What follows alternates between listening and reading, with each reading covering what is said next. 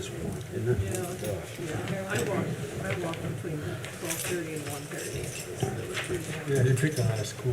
I know, but it was like the only time I Time had, of doing our you lunch, know? yeah. Whitney's running up to get some more copies of the findings of fact for the, Oh, okay. just let you know. Might be a smidge late. Do we need it before we start? Yeah. Okay. He's, Smoke it if you got it. he's on top of it, I'm telling you. Seems to know his stuff.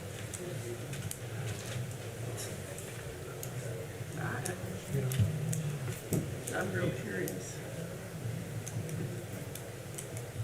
So our agents making a lot of sales, or they're sitting there, or what? If they're pressed, well, Yeah. Under the $250,000 still moving real fast. If you can find yeah, it. if you can find them, they're few and far between. I'm just really surprised at how expensive those units are gonna be over there on Madison too. It's like, this is supposed to be starting. I know, so that's what I thought. Maybe it's like Someone's got a lot more money than I do. Notice the difference between the structures. So that's all the range these days, no lawns. Or, you know, one place catches on fire and the wind blows it to the next. Yeah, no, nobody wants to take care of lawns. Right. What's up, Scott? 7 o'clock. Whitney's going to print off copies of the findings of fact. Yeah. No, I was ready to start. I got my heels locked down there. Snow at Thompson. Sorry, they call me the boot down here, so. He puts the fear of God in you, doesn't he? she's back, so we're okay. She's getting her workout in I was tonight. watching this online somewhere. Going, She said, is this a job I should quit? Okay. Whitney seated. There we go. Good evening, panel. Good evening, ladies and gentlemen. We'll start the meeting for this evening. And the first order of business will be the approval of the minutes for June 28, 2021. Are there any questions or comments on them? I have read the minutes and I make a motion, we approve them. I'll second that. Okay, all in favor say aye. Aye. Opposed? None? Okay. Very good. First order of business. No unfinished business. Jacob, just to make sure that nothing got inserted. No unfinished business? Not that I'm aware of, no. Okay, very good. New business, 2021-07-01. Go ahead. Case number 2021-0701. First off, can everyone hear me okay? That was a problem last time. You good? Okay. Thank you. The requested action is a variance from development standards. The purpose is to allow 5-foot side yard setbacks in an R1 zone. The existing zoning is R1 residential. The location is the proposed Greenbrier subdivision. Key number 028-111-001A. Existing land use is vacant. The surrounding zoning is unincorporated to the north, south, and east, and industrial to the west, which is the airport. It is unaddressed in the comprehensive plan. The petitioner has requested a variance to permit a 5-foot side yard setback instead of the 7-foot side yard setback currently required. This variance would apply to all lots of this proposed development, except corner lots and where lots are affected by easements. By upholding the setbacks at easements and corner lots, this request will not be injurious to public health or safety and creating obstructions to sightlines, utilities, or drainage systems. This variance requested applies to an area not included under the consideration presented in the comprehensive plan. Below is a table of the residential district's uses and requirements for the setbacks. Under the guidelines set for a development or a variance from development standards, based on the information provided and the previous success of the Bella Augusta subdivision, it is in the opinion of the planning department that this case could be viewed favorably when measured by the criteria delineated within the findings of fact.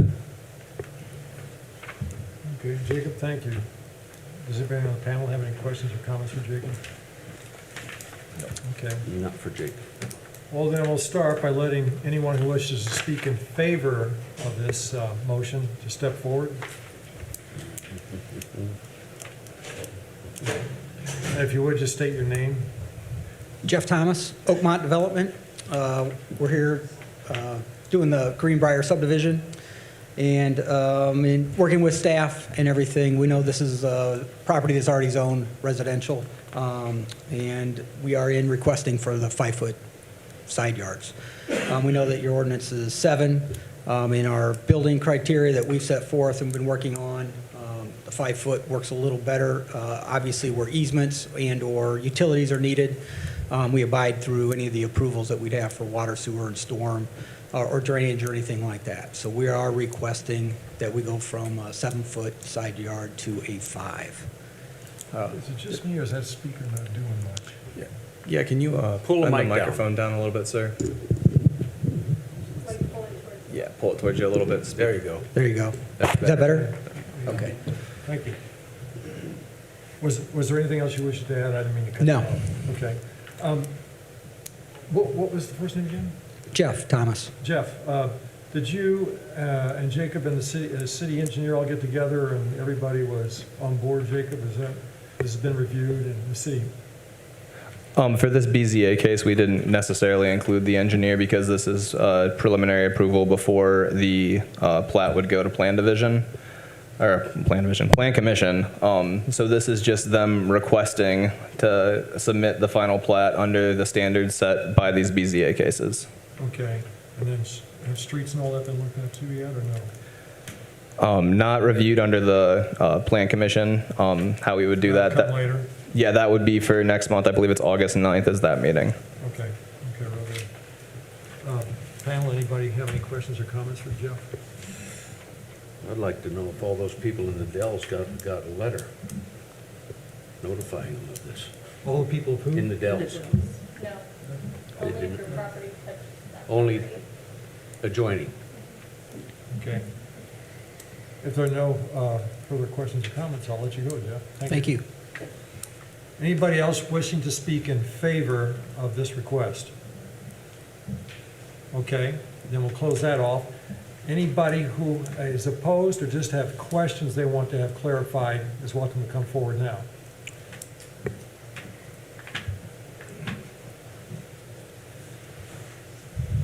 Thank you and good evening. I'm Steve Snyder here on behalf of Tony and Mary Nicholas, who are adjacent property owners, if I may.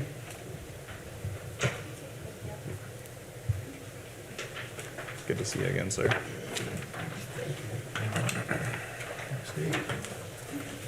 Steve's good.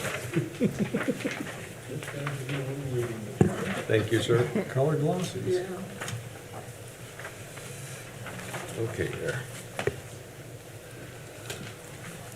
As Mr. Thomas indicated, one of the requests made for tonight's variance is to reduce setbacks from the required 7-foot setback in an R1 district to a 5-foot setback, with some exceptions for those lots which have easements or maybe corner lots.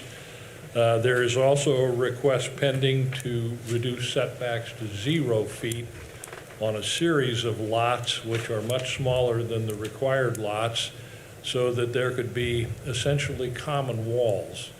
Even though these would be, it appears, independently owned properties, they would share a common wall and have a 0 lot line on 2 small lots. There are some issuances of issues of significance that I think this board needs to consider. First of all, R1 is the district of least density, and the variances requested increase the density in this zone. My own personal opinion is, if this is the type of development that is desired, the first step would be to rezone the property to an R2 classification rather than R1, because this is essentially an R2 standard attempting to be applied to an R1 district. An R1 district is, again, the district of least density under the ordinance, usually applied to fringe areas of the city as opposed to the central part of the city.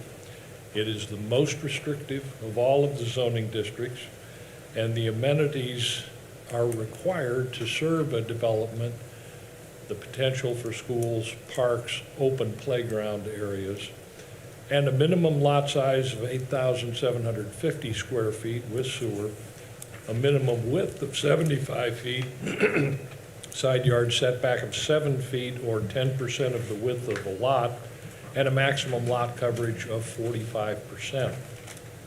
The R2 district, compared to that, only requires a 7,200 square foot lot size, a 60-foot lot width, and 6-foot sideline setbacks. The proposed plat does not contain all of the lots meeting the requirements of your zoning ordinance. None would meet the sideline setbacks of 7 feet because they're requesting that reduction for all but corner lots or lots with easements. Lots 77 through 136 would have 0-foot setbacks on one side. That means you could build buildings immediately adjacent to each other. I call them duplexes. You call them two homes with 0 setback and a common wall. It all looks the same when it gets built. That would place 2 residences on lots with about approximately 11,000 square feet, according to the plat dimensions, which is roughly 7,000 under the required square footage in an R1 district. What we're dealing with, and I tried to give you some reasonable aerial photos to work with, the first one being an aerial photo that shows my client's property outlined in blue, the Dells as the developed area, and the undeveloped area subject to this petition immediately to the north and fronting on 350 north. The second aerial photo shows a close-up of the land to be developed, which also shows that it contains a wetland area defined by the National Wetlands Inventory map right in the middle. Not very big, but the Army Corps of Engineers and IDEM do not look favorably on disturbing a wetland, even to the extent of making it a retention area, and that area appears to be labeled Block C on the proposed plat. So that's a concern that I think this council board needs to be looked at. The Dells property contains large lots, all single family, with a significant amount of open area, as compared to the proposed plat here, which will have a reduced lot size, minimal open space, and on some occasions, 0 space between structures. My client's property has a single family residence on it, 18.5 acres, a significant amount of open area, and 470 feet of the Nicholas property is adjacent to the proposed subdivision, which would place 6 lots of this smaller size immediately adjacent to my client's property, all of which would have setbacks that are reduced from your ordinance requirements. County Road 350 North, we're all familiar enough with that to know it is a heavy traffic area. With 136 new lots, you can anticipate probably 272 vehicles or more. The anticipated traffic count I would leave to the experts, how many movements there would be of those 272 vehicles every day. But they're going to be competing with the heavy traffic that's already there, school buses, and a significant amount of construction and service vehicles for the first several years of the proposed development. There would also be additional traffic through a single-family residential area on Knollwood, as the proposed connection out the south side of this development will allow all of its traffic to exit through the Dells. And the exit through the Dells, it may be a connection, but to get to 300 North, you're going to wind around an awful lot of corners through an awful heavily child residential area. Fire and emergency vehicles are a consideration always when you're looking at variances which increase density. And the accessibility of these lots, either from 350 or from the Dells through Knollwood, is going to be significantly impaired when you look at the map, which is a significant number of dead ends with cul-de-sacs. And just getting from 350 north to the southwest corner of the subdivision by an emergency vehicle, it's probably not the best layout. But I think what's most important is to look at the requirements that your zoning ordinance imposes on an R1 district. And I attached those, a copy of the R1 residential district showing the square footage requirements. What we're dealing with is a significant reduction in your own requirements. Lot width of 70 feet, and what we have here are lots of 40, 50, and maybe 60 feet, which are much smaller than everything you've required in an R1 district. We have sideline setbacks at 7 feet, and we have a minimum rear yard of 25 feet. All of those are in there for a reason. When you look at the R2 differences, you can see that this is a division, a subdivision that more likely would apply in an R2 district. But the definitions of R1 and R2 are contained after those minimums. But then we get to the restrictions on your actions, which are essentially the findings you're required to make in order to approve the variances requested. I don't want to bore you because I know you've seen them before, but they're crucial in this particular case, especially those required for the variance or for any action by this board. Section 6.7.1 prohibits the approval of a variance if it's contrary to the public interest, and only in the event there are special conditions concerning this real estate which result in an unnecessary hardship if your R1 standards are applied. And I'll just follow down those sections, 6.7.3.1. The request for the variance cannot be based, or the variance approval cannot be based on inconvenience or economic hardship. That's out the window. If that's the only basis for the request, then it can't be approved. There has to be a hardship resulting from the practical use of the property, which results from the terms of the zoning ordinance. This is bare land. You can design around bare land very easily, and there's no hardship that I can see except that the developer wants to place more lots with higher density so that there's a better value realized from the property itself. The conditions necessary for approval of the variance, it must be unique to this property. This property is no different than any other 40-plus acre parcel, which is relatively flat and subject to division. There's nothing unique about it. The only thing unique is what the developer wants to do with it, but that's his own creation. And that gets us right to the next section, which says the condition cannot be caused by the owner. Well, the condition that creates this hardship is direct result of the developer's plat and his desire to have smaller lots with reduced setbacks, not from any conditions that are unique to the property. And finally, if the variance is approved, it cannot constitute a change of use. And I would suggest to you that if this is approved, the use of this tract of ground will be changed from R1 to R2. And even then, it doesn't meet the requirements of lot size for an R2 district. There are some state findings that are required for the approval of a variance by any Board of Zoning Appeals. The approval cannot create something which is dangerous or injurious.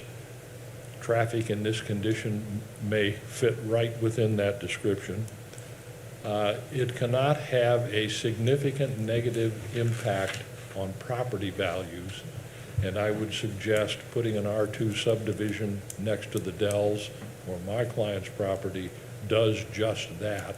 It will have a negative impact, especially on those property owners immediately adjacent to the south line of this subdivision. Your standards require that it not alter the land use under section 6.8.2.1, that it not impair light and air to adjacent property, that it not increase hazards of any kind, that it not reduce values of adjacent properties, that it not increase traffic congestion, and that it not impair public health, safety, convenience, comfort, or general welfare. The requirement for approval of this variance, in my opinion, can't be met. I've just gone through what you must find, and you must find all of those to be present. If one of them is a negative, then the variance can't be approved. And section 6.7 and 6.8 of your ordinance outline those in detail. If only one of them is found not to exist, then the variance can't be approved. This particular parcel of real estate, well located. Certainly Warsaw needs additional housing lots, but it's an R1 property. It's not an R2 property or even a multifamily property, and that's what's trying to be crammed into this space to maximize it. So on behalf of my clients, I would ask you to deny the variance. A couple of questions, Steve.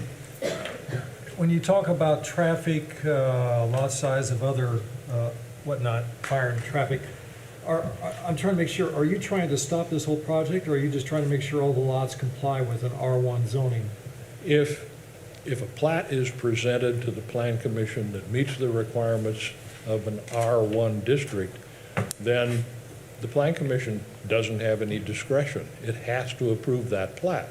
Now, that means all of the subdivision control ordinance requirements and the requirements that are imposed in an R1 district.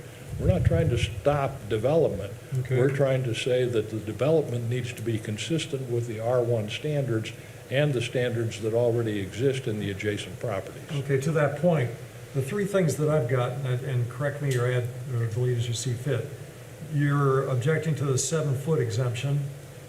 There are a couple of residences that have a 0-foot setback that will look like a duplex. Is that a correct statement? Mm-hmm. And then thirdly, some of the lot sizes don't meet the minimum requirement for an R1. Right. And then how many were that, or do you know? I didn't count up the Don't ones. count, don't worry about it. Yeah, I didn't count them up. There are a number of lots where the 0 lot line setback, those are lots 77 through 136. So you're roughly looking at 60 lots that will have 0 setbacks on the common line. All of the lots, except those on the corner or with an easement, will reduce the sideline setbacks from 7 feet to 5 feet. The effect of that is having houses 10 feet apart instead of 14 feet apart. When you're looking at a side yard with sidewalks, air conditioners, generators, whatever you may have supporting that residence, 14 feet is a lot more than 10, and that's why the ordinance requires 14. Okay. Jacob, maybe this isn't fair, but I guess I'm asking, as El Presidente, I can do what I want, right? Why are we only looking at 7 foot? Why is the 0-foot issue not even on this? I mean, is it not violating anything, or is it agreed to, or why is that? He's making an issue, it's not even on here. That's because it's in the next case. Okay. I respect what you do, sir. That was a really good, but the 0-yard setbacks are for the next case. So jump the gun a little bit, There was one notice issued that contained both the variance from 7 feet and the 0 feet, so I wasn't aware there were 2 separate petitions. Yeah. absolutely. It was a little confusing, but that's why we haven't got to that part yet, sir. Okay, Okay, well, that clarifies it for me too, yeah. then I'll sit down and get back Well, up okay, again so, when we talk but about both your 0. issues are on the table then, yeah, Yes. yeah, okay. As always, fabulous presentation. Yep. I'm glad to see there's no candy bar cigarettes. No, nothing. We go back to like 1988 or something like that. He was always At least that far. on a diet or trying to quit smoking. Any questions for me? Thank you. Thank you, Steve. Anybody else wishing to speak against or has questions they would like clarified? Yes, sir. Just come on up and if you would, give your name in the mic. I've got 78 acres on the north side of 350. What's your name? North. David Letch, Letsch. Okay, thank you, Dave. I own 10 acres that is owned light industrial, that has 2 driveways, that is right on that addition to the 350, which can be a lot of things that's industrial use, and that's 2 driveways right on that addition on the north of 350. Just because I'm not running my business right now full-time doesn't mean I still have 10 acres, including 68 more behind that, and I've been complying with fences. I've been keeping that completely clean. I don't even let the grass get growing high, and I am literally wondering how they're gonna take a driveway and come in and have congestion. If I decide to sell that 10 acres, Fiddler was gonna put his cement plant there, and he graciously didn't do that, but that is 10 acres owned light industrial. If you're looking at that, I don't know why that's not drawn on there, because that's a traffic concern big time. That's semi-trucks can be coming in and out of that 10 acres. I also own 3339 North Royal Oak Court in the Dells, which now I'm looking at, look what's gonna happen to my property value right on that lot, on that last cul-de-sac. Steve lives next to me. I'm looking at 10 lots out of my bedroom window now, and setbacks, and ruining my property value. I might as well count that for sure if that goes through. And you look at anywhere on that where someone isn't gonna take the Dells Road to come out of that addition, and you should look at that a little bit closer, because that's gonna give the Dells nothing but traffic, the way that's designed right there. There's anybody in those 3 cul-de-sacs that's not gonna go over out the Dells. And the roads are in misrepair now in some spots, and you're saying construction equipment and everything else. But I am very concerned of the sizes of the lots. That means I can have 10 lots out my bedroom window on my property being set up for double wides, whatever you want to call them. That's depreciating my property. But I don't know why they're not concerned about the 2 drive gates that Fiddler put in and zone that 10 acres light industrial. That's traffic city right there, and you're putting a lane 40 feet from that somewhere to try to drive onto that, somewhere along in there. I mean, they don't show real good, but it's like, I got 78 acres I own on the other side of Frank in the field there too, so you're Dave, is looking it at. fair to say that your concern is the traffic? Is that the biggest concern? My one concern is my property value on double wides or modulars or whatever you want to call those things, getting varianced and putting them out my bedroom window. They should make them put up a 10-foot high fence all the way along there if they're going to ruin the Dell's value. I didn't see But that 2 abutments on the other side, so I'm on both sides of this going, really? We got a nice $300,000 house that's literally everything that's planned on that end is, that's not suggesting my property value and nice lot sizes and nice grass and nice trees or anything. Wetlands in there, kind of a few concerns. Okay, thank you, Dave. Anybody have any questions or comments for Dave? Okay, No. so I'm going to ask the city attorney, you're free to go if you want to sit down, but he's bringing up traffic, I noticed that. Is that a consideration for this, or is that a planning commission consideration? I need some clarification there. I think everything is fair game for them to bring up at the BZA. You gotta Okay. decide whether or not these factors are in place, so I don't think anything's off limits. for So you who's all. looked at the traffic situation and said that this goes?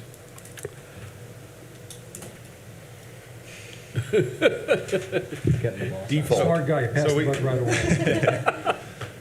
We do have a relatively robust arterial road there next to the airport, so we're not as concerned with traffic on 350. I mean, there are instances where it will be busier, but at this point, we haven't looked closely at that with the proposed development. That comes with Plan Commission, but it's not a major concern with this arterial road on 350. How many roads you're going to have one road that goes out to 350?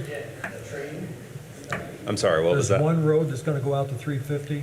Or did you say there's going to be a road going out to the road between there and the airport? No, it will connect to 350 as Okay. shown on there.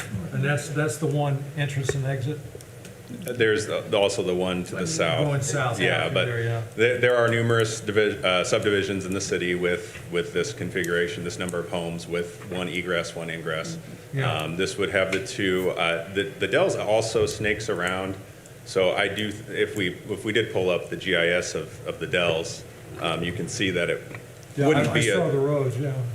I'm sorry, what? No, I saw the roads, you're right. Okay. It does kind of. Yeah, it wouldn't be a straight shot. It wouldn't be a thoroughfare through the Dells. Right. The person, I think it's much more likely that someone from the Dells would go north to 350 than vice versa, somebody traveling to the south. So, and obviously, people can disagree with that if they would like, but I think it would be more likely that people from the Dells would traverse to the north.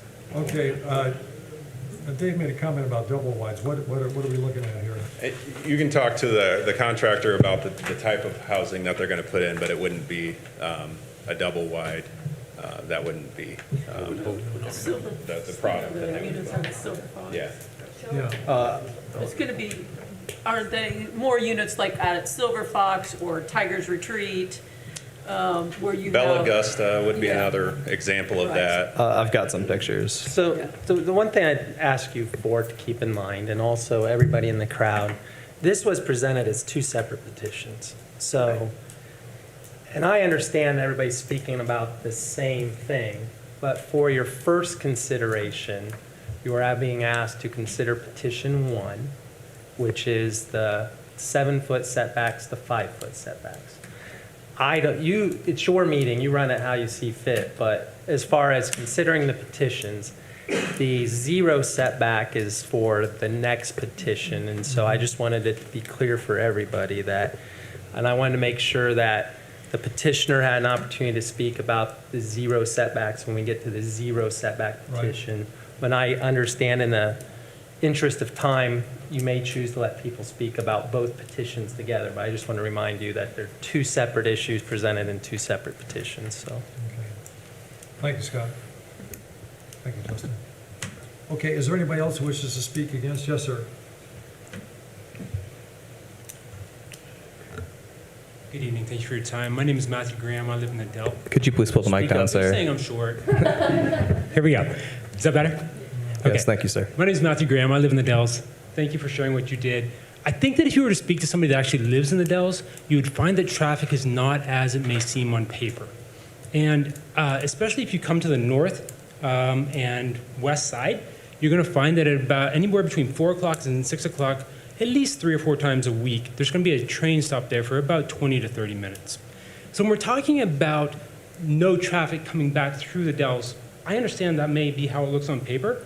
In reality, people actually tend to come back down that road right there on the far left-hand side and back around in front of the Dells and back out again. So if you actually lived in the new plat, the easier, most efficient use of your time would be to actually come right through the Dells. So again, I understand how it looks on paper, but from people who live in the Dells, and if I may speak briefly on that, I'm one house away from the edge. It would have been nice to get a letter. But anyway, moving on. It's just how it looks on paper may not be how it is. And speaking to people who live there, we may be able to give you some feedback on that. Thanks for your time. I really appreciate it. Thank you. Anybody else who wishes to speak? Yes, sir.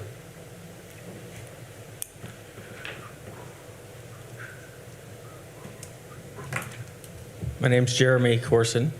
Everybody hear me all right? Yes. Dan, you asked a question about the letters. I live right on Knollwood Drive, right adjacent to the field. I did not receive a letter. We've lived there for 24 years. that's one thing I wanted to make sure that was known for the development of this area. I feel somewhat in the dark about how it's going to go down. I did put some letters together, sent to Justin. They've been incorporated, hopefully, into this meeting tonight. I would just hope that fair consideration is met for what the benefits are for an addition, like Steve has described. Thank you, Steve, for your time. That's all I have. Thank you, sir. Is there anyone else wishing to speak? Yes, sir. Sure. My name is Nick Poe. I live on the south end of the Dells. I think it's an objective reality that the traffic issue is bad. The evidence is clear. The subjective opinions of the people in the neighborhood is clear, especially when you consider Norfolk and Southern stopping their train. Like, it's at least 3 times a week. I've worked from home for the past year, and I get stopped probably 3 times a week, and I don't drive much. So it's really bad. And the fact that that wasn't a major consideration at this phase of the process is a shame.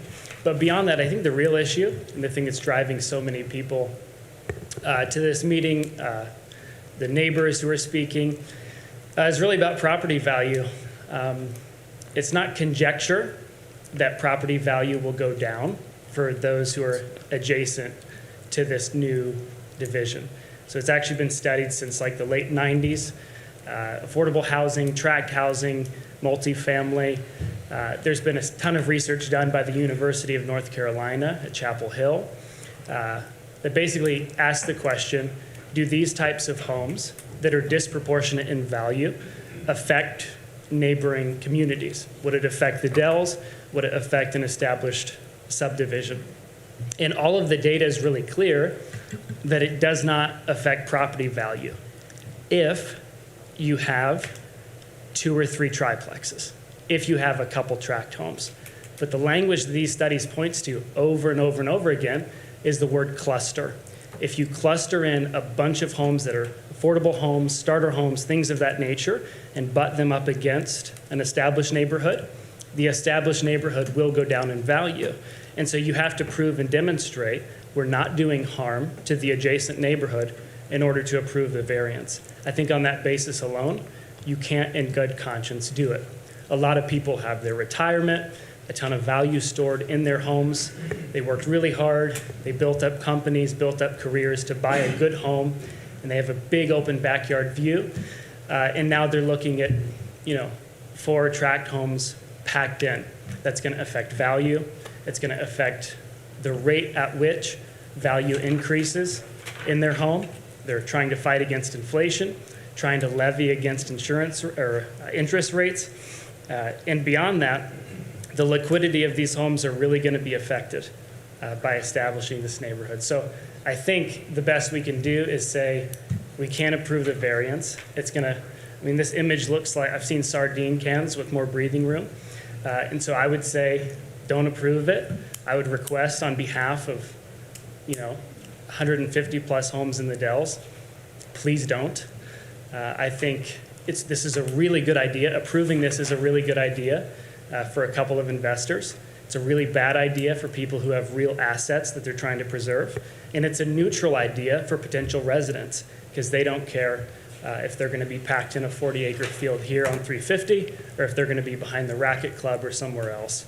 And so I would say vote in favor of people who have established themselves in the Dells and in the neighboring residents also. Thank you. Thank you. Anybody else? Yes, sir. Back-to-back pose. My name is Brian Poe, and yes, that is my son. He lives in the Dells. I live on the east side, so I actually have more property bordering this new development than anybody. That lane on the east side is mine, so it's 800-900 feet, something like that. We've already gone over the property values. It's definitely a concern, but let me tell you why I'm concerned with that, let alone the safety, the traffic increase. If you're out there in the afternoon, it goes without saying. And I'm all for development, I'm all for growth, but from a historical perspective, my home was built in 1920 by my wife's father. He was very old when she was born, 79 in fact, so he actually helped build the home that we're in now. built 1920, we moved in 1995. And literally, I had put blood, sweat, and tears to take that from about 1,200 square feet to 3,000. It was a lot of work. It was a lot of work myself. Couldn't afford contractors at first. Made a lot of errors along the way, had to redo some things, but I learned a lot from it. And we've raised our family in that home. We have grandkids now that come to that home. And we've lost a lot of privacy anyway. We've lost a lot of that semblance of, I used to look at 350 when I dated my wife when she lived in that home, and we'd sit on a front porch and you might see a car every 5 minutes, maybe 10. And I realize things change. We don't have to like it. But I've watched it now where we sit on the front porch and it's just car after car after car. Barrington's there, all the development by Chapman Lake, Texas Roadhouse, TJ Maxx, etc. So there's a lot more traffic on 350.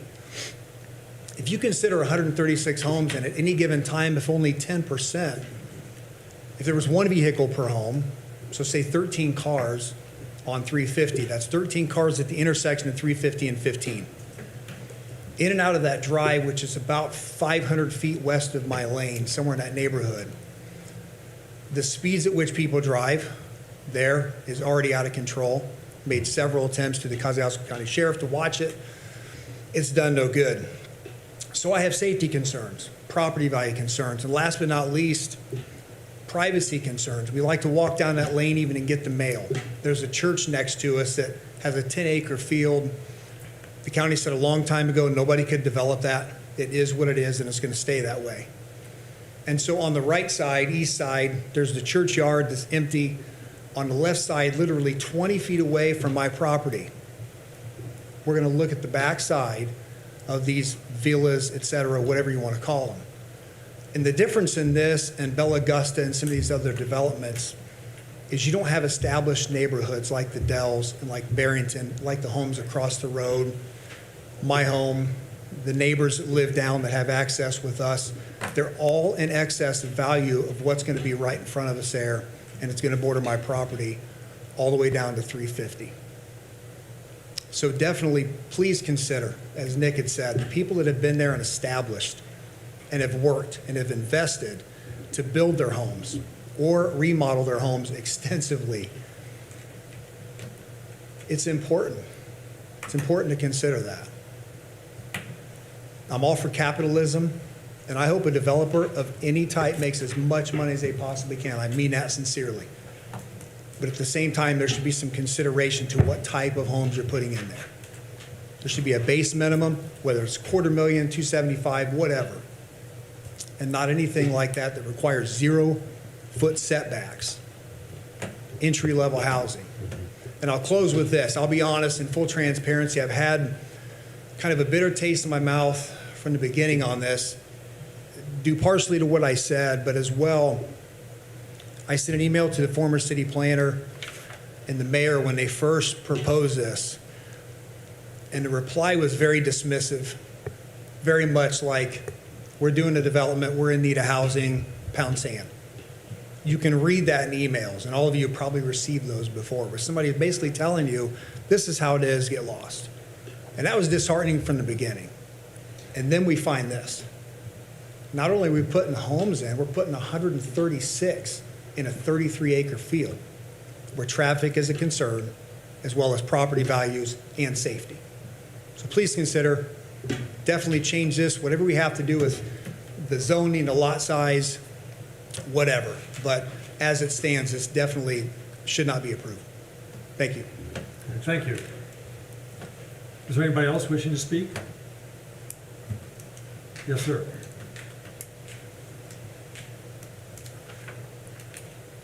Can you guys hear me okay? Yes. All right. My name's Scott Thomas. I live in the Dells. I just want to go on the record to basically echo what everyone else has said. I live about 2 properties down, maybe 3, from the development. So when we look out our back windows or sit in our back patio, we'll see these sardine packed homes with no privacy. We moved to the Dells back in 2018. We've worked hard to save money to move into a nice neighborhood. And it just feels like that's going to be ruined now. That's going to ruin our property values. So in 10 years, 15 years, whenever it may be, we go to sell, we don't want to lose out what we've put into the home. I'm sure you guys would feel the same way. On the traffic, I would like to echo that. Our neighborhood is busy enough. You know, everyone has at least 2 to 4 vehicles at their home. Just with our neighborhood traffic right now, it's dangerous for kids to be out half the time. And you can't tell me that people won't cut through this neighborhood, because they will. That's human nature. And it does worry me. Traffic is a safety issue. When we have a lot of children, we have people out jogging, walking, riding bikes, not only in the Dells, but on 350, on Airport Road. So when somebody does get hit, or I've seen a lot of close calls, you know, who's going to answer to that? So the safety is a factor in the property values. I'd just like to go on record for that. Thank you. Thank you. Is there anybody else?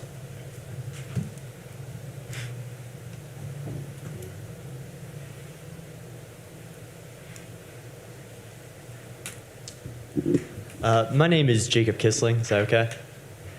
Anyway, so I like to run a lot, and I will go running on 350 all the time. And I guess one main concern is the condition of this road. As a lot of people have said, people are just rushing down this road. And I gotta tell you, when somebody's got a trailer on it or something, I'm brushing up against death.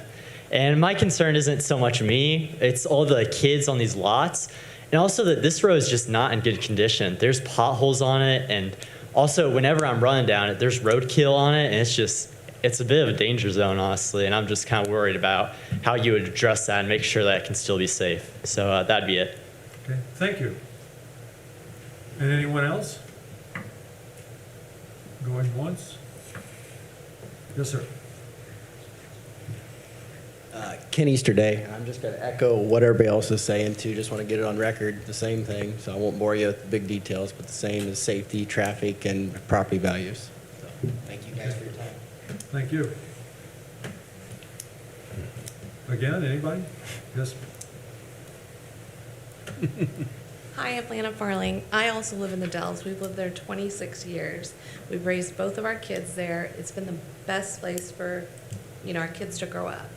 Now we have a grandchild, and that's a big concern with all the traffic and in and out. It is a pretty safe neighborhood, but you've got more people. We're a pretty close-knit neighborhood. Like I said, I've lived there 26 years. We know just about everybody except the new people that come in and out. So you kind of keep track of everybody, and you watch out for everybody's kids. And the value, we've lived there 26 years. Here goes our value of our home with all these other homes and everything. So it's a big concern. Thank you. You're welcome. Thank you. Anybody else? Yes, sir. My watch is still working, so I'll let you talk. Thanks, I appreciate that. I'm Ben Bowers. We live adjacent on the east side to where this would be. What's your name, sir? Ben Bowers. Ben. Thanks, Dan. So, there's a few big concerns. One is with that, it just blows my mind looking at that, how many proposed lots they're thinking about putting in there. The traffic will be a big, big issue. It's not like maybe it might be bad at sometimes, it will be bad, especially when you have the train situation, when it's blocked off and everybody backtracks going the other direction, everybody ends up funneling. When that happens, when you start getting over by Menards in that intersection, over by where Bell Tire is in that intersection, it's backed up for 3, 4, 5 lights at a time when everybody has to funnel back around and go the other way. And that's daily. Except for on Sunday. Usually the trains take a break on Sunday, but it's bad, and it's way worse than I think anybody has researched or knows. And this is my first time ever at City Hall. I've never been to one of these. I don't know anything about it, but somebody had said, well, 2 things. One about affecting property values. It's going to be affected. The question is how much it's affected, and what's reasonable. Because, like others have said, there's capitalism. You have to progress. You have to have housing for everybody. But for what I'm seeing there versus what's around there, it would affect property value significantly, I would think. And more so the folks in the Dells and the folks that are directly adjacent to it. It's with the way that the roads would tie in and go through the Dells. I was like, I don't necessarily like the idea where I'm at, but I would hate the idea if I was in there. For where we sit, sharing that lane with Pose, because we have a common lane there that goes up and down there, and there's a big church lot to the side. With that number of people there, we're going to have to put a fence or move our road over or something because it'll be a safety concern with kids going over, because there's the church lot where they'll be out there flying kites. There's a little gym they have there at the church. They'll be using those things.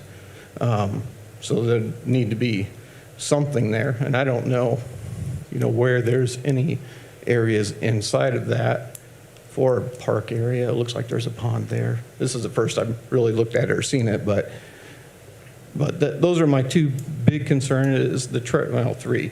The traffic is going to be much worse than anybody thinks, especially for the folks in the Dells. And the safety concerns for the people in the Dells, the adjacent property owners, and getting up and down 350, because they're going to need to widen that road with extra traffic and the property values. So what is, somebody in the beginning said they were concerned about that it can't affect property values to build something like that. How do they determine that? And it's going to affect it, but who determines that? Well, it's a subjective thing from what I understand. Scott's the expert. The language says it can't affect it in a substantially adverse manner. And that's going to be subjective, because we just had the same discussion last month about the one that's going in by Pike Lake. You were involved in that one. Mm-hmm. Oh, yeah. And so, they've got one entryway, and it's not going to be as expensive a homes as the ones that exist there now. So this is a mirror image of what we went through then. Yeah. And Scott, he raises a good point. If this complies with everything that's required, if we deny these two things and they comply with everything that's required of an R1 zoning district, how do you factor in, at this level, traffic and land values being adversely affected? I mean, can you say anything other than you've got to buy the land? If you don't like it, you got to buy the land?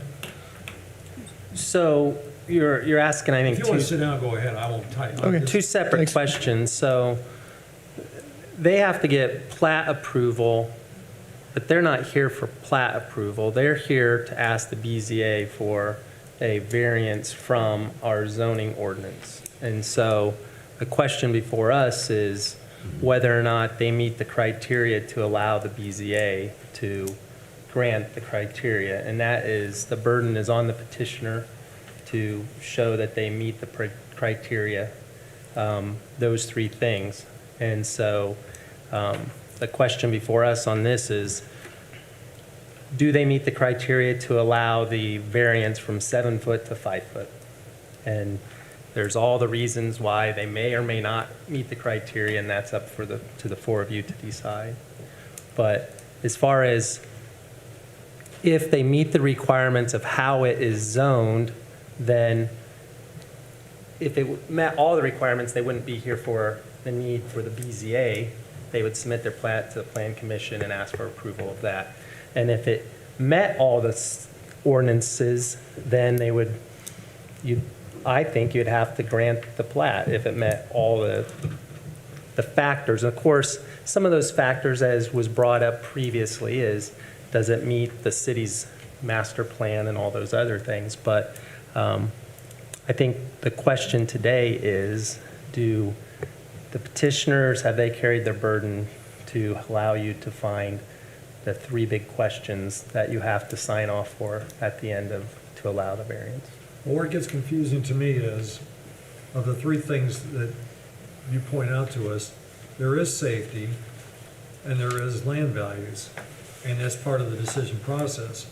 So how do you address those issues of land values being affected and safety through traffic?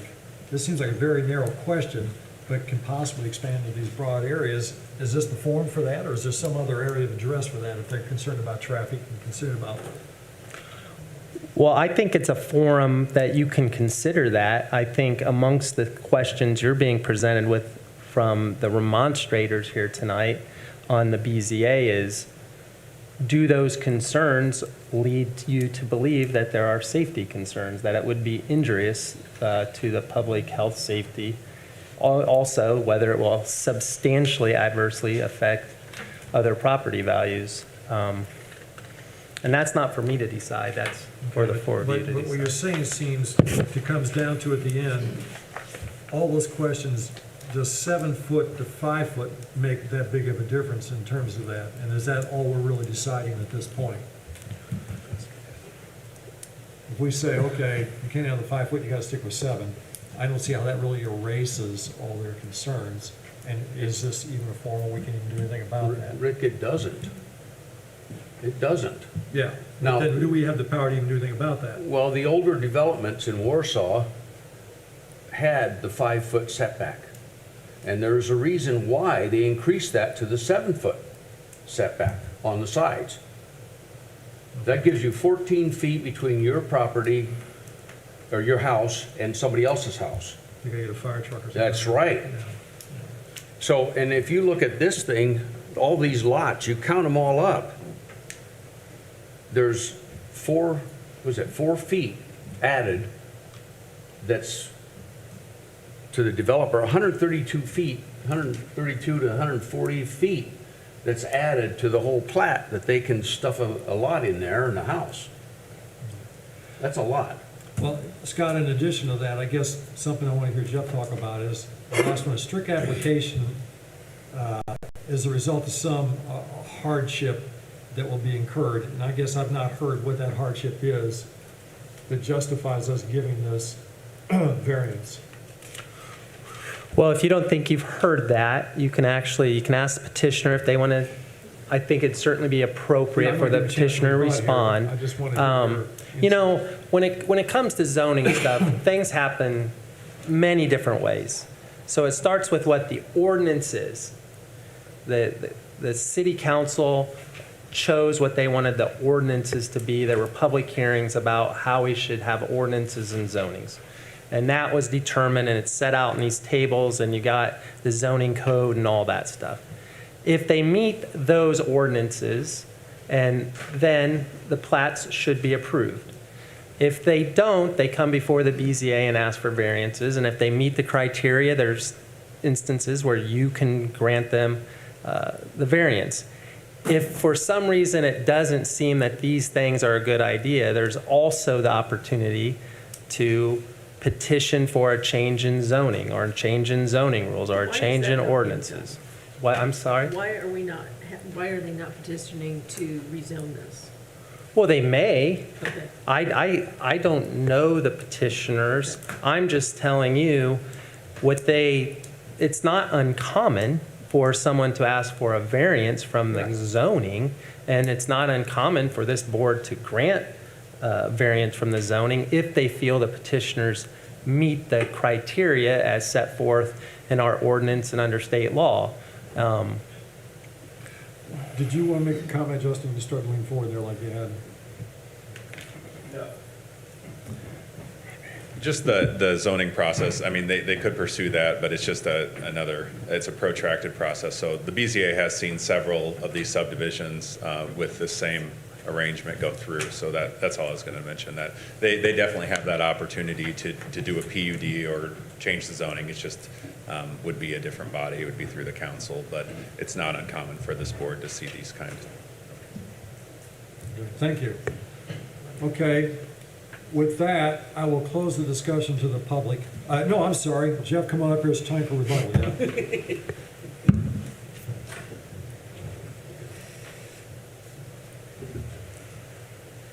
Yeah, sorry, short. Yeah, just to go through a couple of the things here. We're aware that R2 zoning is different. We are currently in R1. This is something that in dealing with staff and such, that we thought this was an option to come to BZA, to go ahead and grant from 7 feet down to the 5.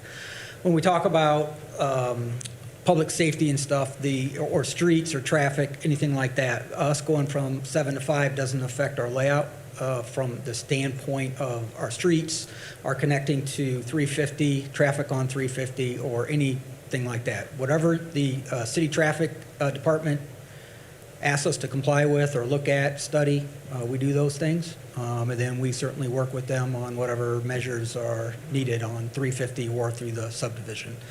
So we address those things, certainly with staff and everything, just like we do with drainage. I know there was a concern about wetlands. We've worked on that, on delineation and things like that. Those are more when we come to Plan Commission. Dealing with the 7 to 5, if you did quick math, like Dan did, and you said, okay, it's 140 feet throughout the subdivision, we'd lose 2 lots, essentially, if we went to 7 feet out of our whole project. But in things that, again, that this board's approved before, that Warsaw's done, including in all our studies that we've done in fire safety and such, we have gone from a 7 to 5, and it still be something that's very viable and economical. One of the other things that I just want to talk about real quick, because it was one of the other criteria that was mentioned, are property values, so that everybody knows. On our projection here, our starter will be around $250,000.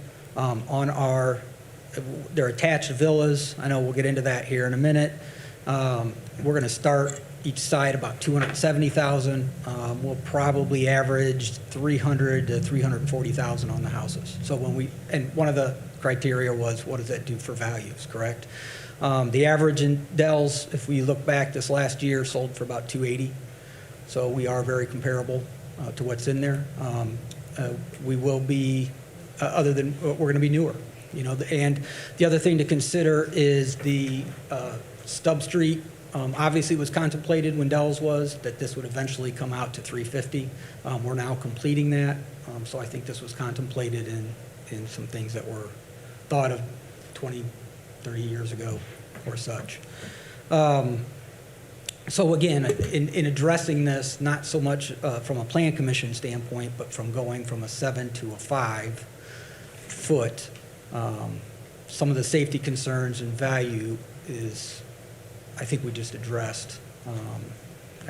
Okay, my specific question is, Jeff, the criteria for granting this is strict application for the terms of this will constitute an unnecessary hardship. What is the unnecessary hardship you're claiming?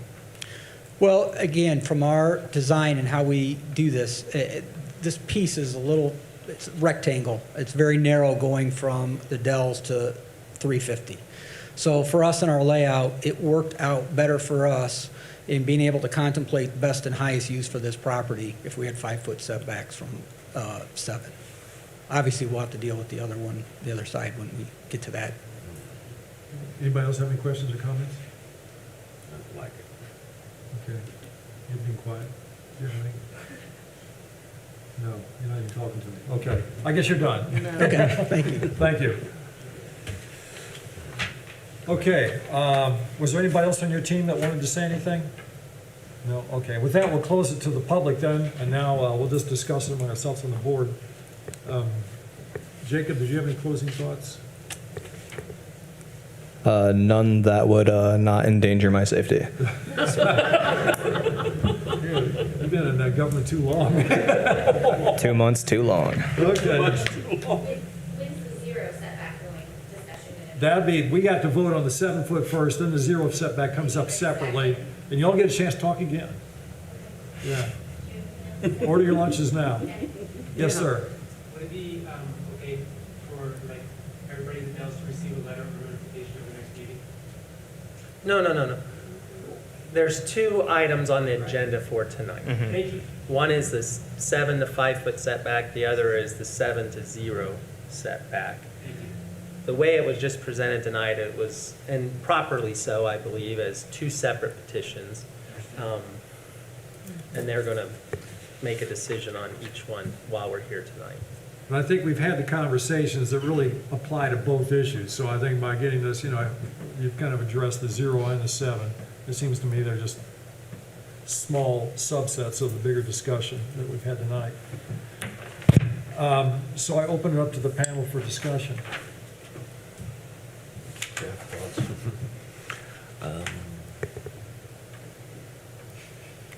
With all the comments from the community, the citizens,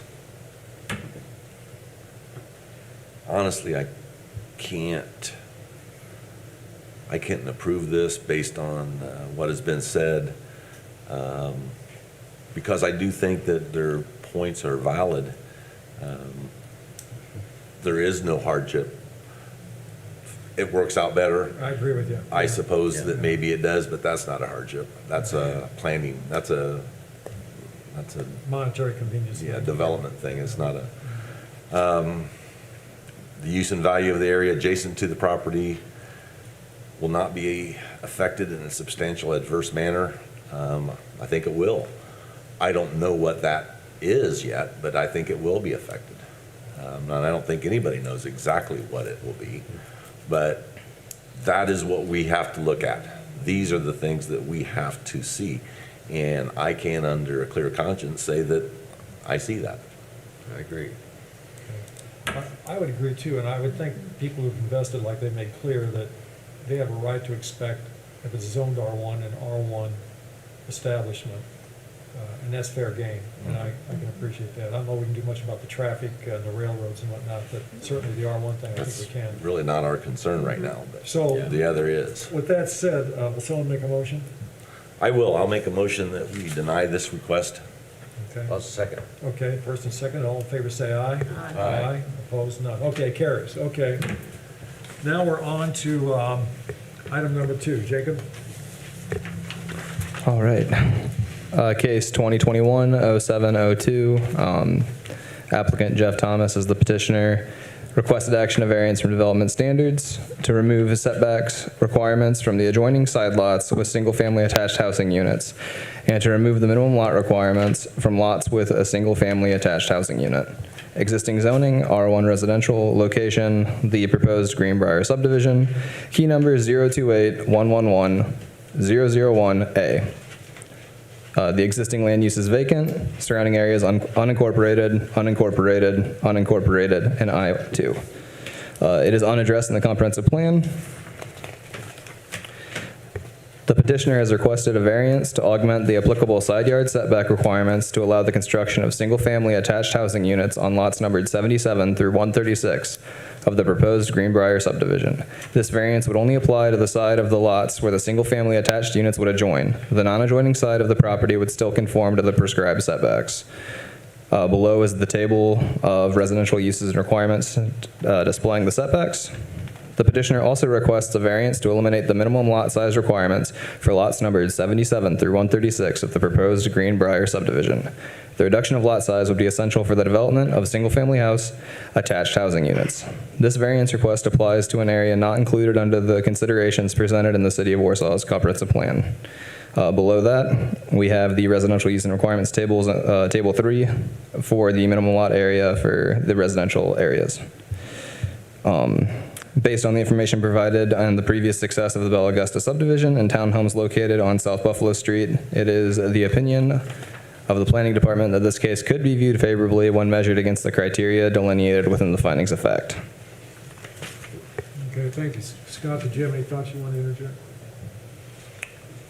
Well, my thought is this: we've heard quite a bit of comments so far, and I think it would be reasonable for you all to say that you'll consider all the comments made in the earlier statements from everybody in your decision-making here and make that part of the record for this petition. And that may prevent you all from having to hear again the thoughts of everybody out there. And there's obviously could be something new that people might want to add, but we were all sitting here. I would agree with Scott. Jeff, what I see is you coming up in just a second, and then maybe Steve, you being the spokesperson for the group, and stating what new information you want to add concerning this particular one. And then if someone has some piece of new information concerning this setback, then we'll hear that. But I see you two maybe as the primary movers unless, there's something new that we haven't considered. So with that said, did the panel have any questions for Jacob? Okay, so Jeff, take it away. Okay, Jeff Thomas, Oakmont Development, say that again for the record. Again, when we talk about hardship case, we're doing attached villas here. These will all be maintained, snow removal, yards maintained, everything all together. And we can't do attached villas with any kind of setback at all because they're attached. And then everything else we've already talked about. Okay. So, yeah, just from a hardship standpoint, obviously, we can't, these are non-constructible without zero lot So line. if we don't grant this, then you can't do villas? Is that- Correct. They all have to be homes? Correct. Okay. We can't do the Okay. attached villa product at all without it being a zero setback, obviously. Okay, thank you. Thank you. Any questions from the Jeff- panel? Yeah, Jeff, can you explain the villa concept of what you're proposing? Yeah. How is so- that going to be constructed? With the property lines and all that kind of stuff? Well, so we'll still have setbacks between homes, but we will have a common wall. Okay, So the there will common be a- wall is going to be on the property line? Beyond the property line, correct. So if the west villa catches on fire, the east villa's gone? Well, we have a fire, we have to I have. know you have a fire. We have to have a firewall that. Yeah, but- Yeah, we have to have a firewall that protects But that prevailing one winds villa from from the west, another. that's not going to work. Well, we've had situations where that's happened, and we have had that firewall protect the other Really? villa. Yeah, we have had that happen, some, Yeah. yeah, we have had that happen, unfortunately. But, yeah, those are some of the building standards that we have to have from a construction standpoint. Okay. Any All other right. questions or comments for Jeff? Okay, Jeff, thank you very much. Thank you. Steve?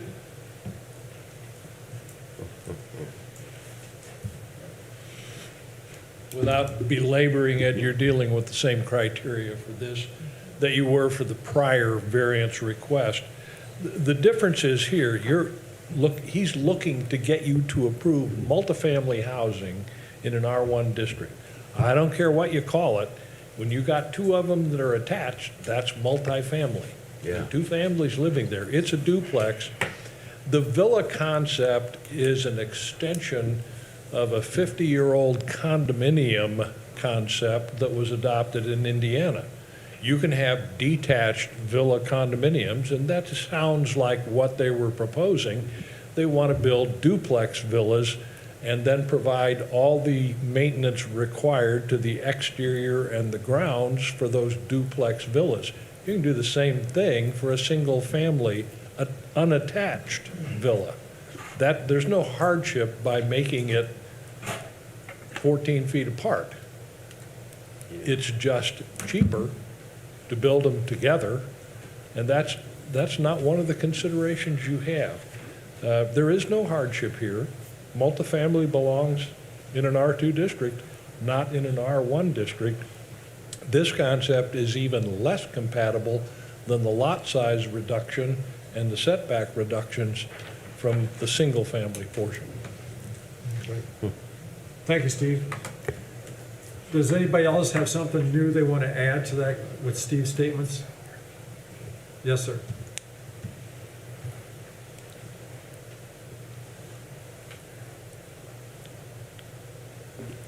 My name's Jeremy Corson. Again, I live on 3345 North Knollwood Drive. A lot of the folks that live adjacent to this project have encroachment easement contracts. And I want to know how that affects with the closeness of the homes. Like we're set into an easement 3.5 feet more than we should be. So when new development would happen like this, is that considered? I'm not qualified to answer. Jacob or Justin, can you help? Yeah, I don't know about that. Specifically what easement you're talking about, is Yeah. it drainage easement or? Utility. Yeah, if you're violating the easement, that wouldn't be good for your development, so.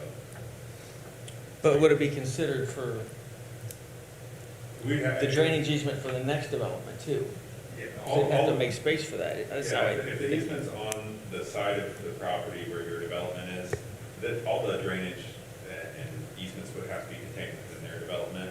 So if it violated fire codes, let's say the buildings were closer than 6 feet from each other, then it would be considered, but if it didn't violate any of those building codes, then. Okay. Did you get your question answered? I think so, yes. Thank you. Anybody else?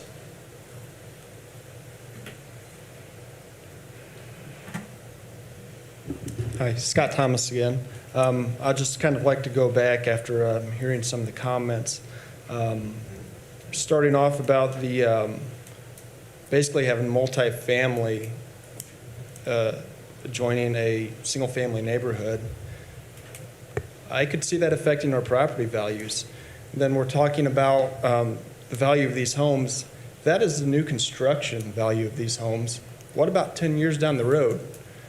We have covenants in our neighborhood.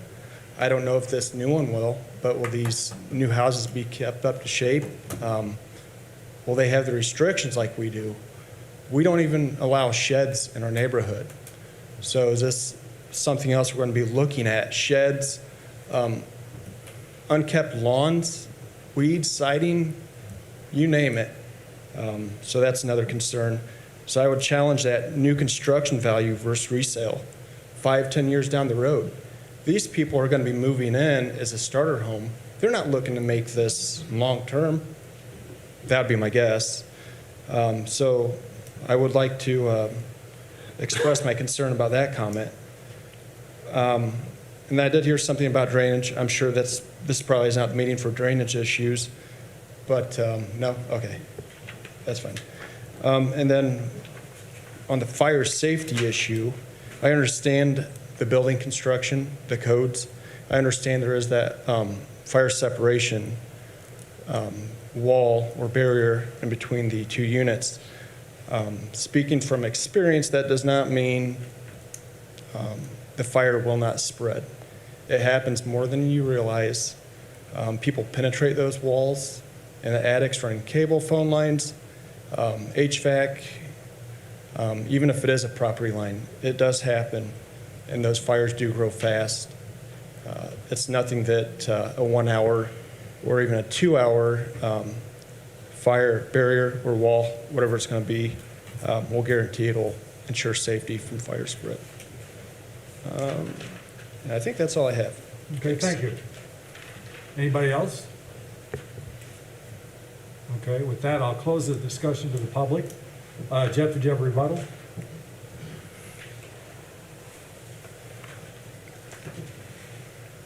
Again, we'll be meeting all the building codes required in order to build attached housing. Each of the housing, when we talk about multifamily, each side is owned not by one person, but by each family. So it is in a duplex dwelling, but each side is owned by different people. But when building these, they will be built to state and local codes in a good construction way that we do that. Again, in addressing some of the property values, as we mentioned, we will be taking care of the lawns as one contractor. Same with snow removal. On the single family, they'll be on the single family side, they'll be responsible for their own, just like everyone in the Dells is for their own. And we will have covenants and restrictions to make sure those things are adhered to. Thank you. Anything else? Thank you. Any questions for him? No. Too late.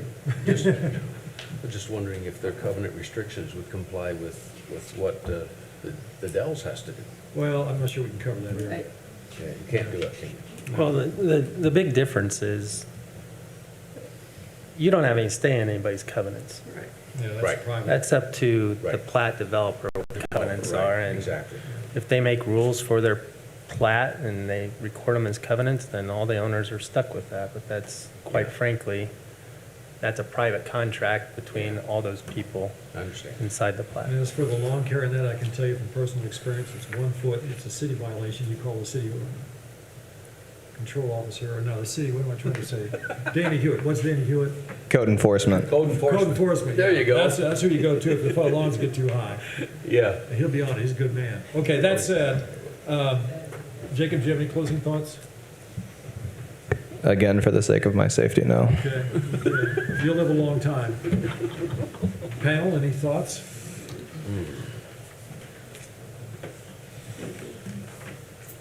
No? Just out of curiosity, why, basically you've decided to do two different types of development in the same area.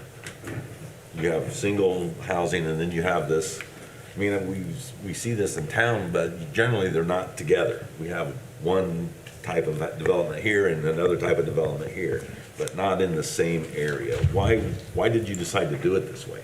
The land lends itself to being able to do this. This is a product that, again, from market research, everything we've done is needed in this area.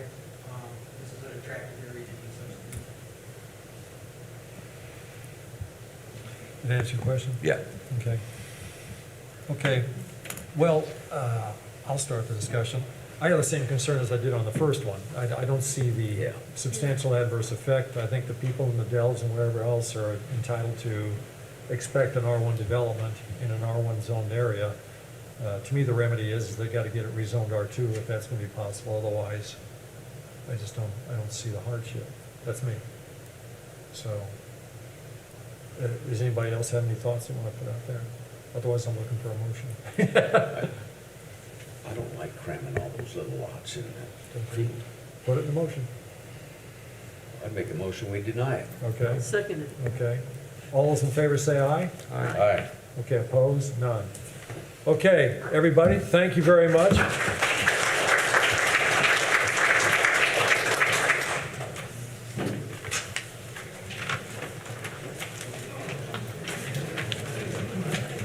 All right, we got You earned your money tonight, buddy. one other question, other matters. We haven't adjourned yet, but still. Yeah. Okay. Might want to can let them clear out, but Yeah. I doubt there'll be any, but it's on the agenda, so. Yeah, it's a standard item, and I didn't run into it. This one is 02 and 01. I got one of each. Yeah, 01 and 02. What's the date today? The 20th? 26. 6th, yeah.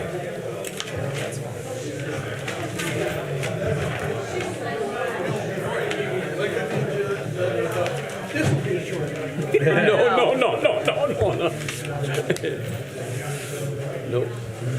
Okay, so let's see. Tammy, help me. I know, I'm always confused I think it's on all these. three of them, it's disagree Disagree. on all of them. They're just a different format for asking the same question. Well, do we circle disagree on all, on Yeah. I am, that's your choice. the approval? And then I'll have to take the pen The again. use and value. I don't care about Okay. this. Well, it's a good thing you were here tonight. And I don't think starter homes are in the 270 Well, hold on. range. Hey, let's Oh, we have to adjourn. finish our meeting. Okay, And then we'll move on. So, do you want to ask if? Yeah, we got a little behind. Yeah. Okay, technically, I guess we got other matters. Are there other matters? Are there any other matters to come before the BZA? I don't think the public does. No. It's just him. Sounds Okay. like no. so. Okay, with that, I'm going to meeting make is a adjourned. motion that we adjourn the You want meeting. to make the motion? I'm making the motion. Second. I won't argue about the president's prerogative. All in favor, say aye. Aye. Oh, sorry. Okay, we're done. Anyway, thank you for your effort, Scott. Jacob, thank you. You're welcome. Welcome to a non-contentious season meeting. Oh, yeah. Blaming, I'm just saying that.